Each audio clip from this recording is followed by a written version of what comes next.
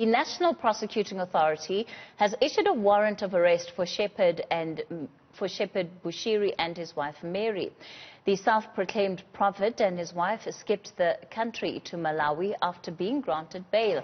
They're accused of fraud and money laundering worth over 100 million rand. Now, Wayne Ncube is the Deputy Director for Lawyers for Human Rights, and he joins me now to discuss this matter. Good evening, and thank you so much for your time. Firstly, let's just take a look at what would need to be in place in order for the South African government to successfully extradite Bushiri and his wife. Thank you for having me.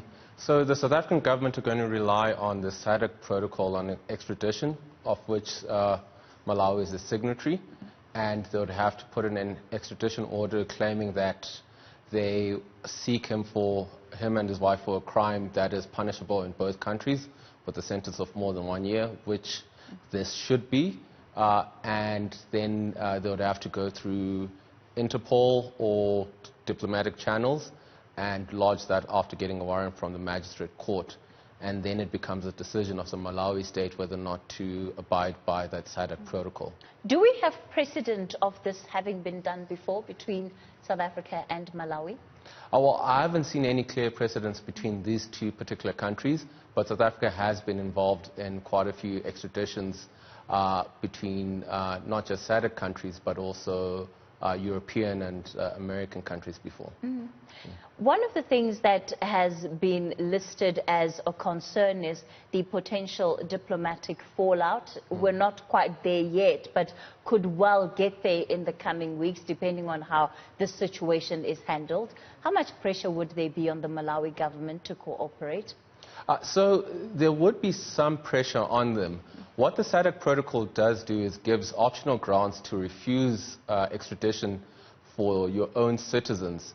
But it says that if the requesting country then requests that that person is punished for the same offense in that requesting country, that they shall do that.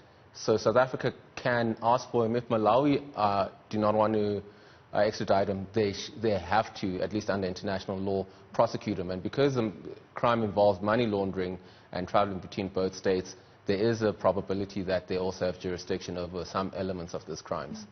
So what are the potential challenges that the South African government might face in trying to bring Bushiri and his wife back? There are a number of provisions that they have to meet. Obviously, they have to be very clear about the crime, make sure that they give enough detail about the alleged offense and give enough detail about the identity, which is probably not too difficult here because it's a high-profile person.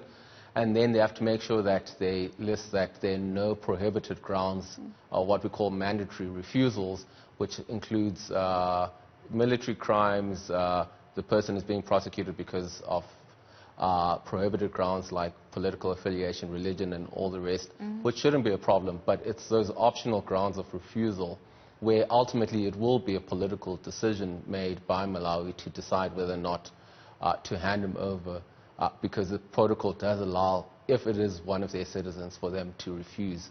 But it means that they have to prosecute. So it'll be about, this will be a diplomatic issue more than a legal issue. How much consideration is going to be given to the allegations that Bushiri has made that he's not safe in South Africa, that there are attempts on his life, and that's part of why he had to, or why he fled the country? Well, so one of the grounds for mandatory refusals includes if you will face torture, cruel, dehumanizing behavior.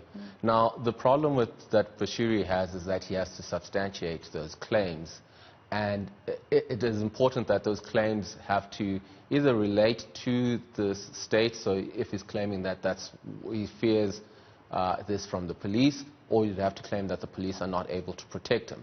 And as long as South Africa can give assurance that they will be able to offer some level of protection for him, that shouldn't really be an issue. What about the extent to which there are many suspects who are undergoing criminal matters who also feel that their lives may in one way or another be threatened, and yet the South African police is not able to provide protection for these individuals? Does it count what the experience of South Africans or people in South Africa might be when it comes to threats on their own lives and the ability of police officers to respond to those threats, whether it is in the case of suspects or even just looking at political figures and other persons of interest? Yes, so I mean, if he's claiming that South Africa as a whole is an unsafe place, that's a different story to saying he has a specific fear of persecution. Now, that does not become as much of an issue in terms of international law when it comes to extradition. The test really is about whether or not the South African state can give the necessary assurance to the Malawian state that Bushiri's rights would be protected. So even though the South African state might not as a whole provide certain protections to everyone, as long as they can assure the Malawian government that they will to Bushiri, and it's not necessarily to say that he has to get private bodyguards. It has to be related to his substantiated fear, right? And obviously, if there is a substantiated fear, if it's money laundering involving a lot of money and there might be other shady characters involved, as long as he's upfront about whether or not what the source of fear is, then there is a mechanism to put him into some sort of protection. So would he need to prove that there have been attempts on his life beyond just what we've heard so far? Well, it's not necessarily proving, because it's not an issue of going to a court of law and saying, I have, satisfying someone that these are this is the threat on me. It is to identify what the threat is, what the cause of the threat is, and to be, it's on a balance of probability to be able to show the state has to allocate certain resources to be able to provide that protection. It's like anyone else who goes into witness protection where they're a witness testifying against a particular element. It means that there's an identifiable threat, identifiable figure that you'll be at risk at, where the NPA, National Prosecuting Authority, and the police have to ensure that you're protected to conclude the trial. It cannot just be vague threats to my life without any specificity. All right. I know this might be a bit of a difficult one, but any way of telling how long this is likely to run out in terms of the extradition process being completed and Bushiri being back in South Africa? Well, if we look at recent high-profile cases of extradition, there's a famous one with the individual from the UK who was alleged to have killed his wife. That took a number of years before it was concluded in the British courts. We have a similar case that we're involved in concerning an alleged arms dealer in Cape Town who was involved with the Liberian army, who was convicted in the Netherlands, and that case has been raging on now. The state has appealed the extradition order, and it's been over a year. So these things don't just happen overnight. It can take a long time, particularly if the person contests.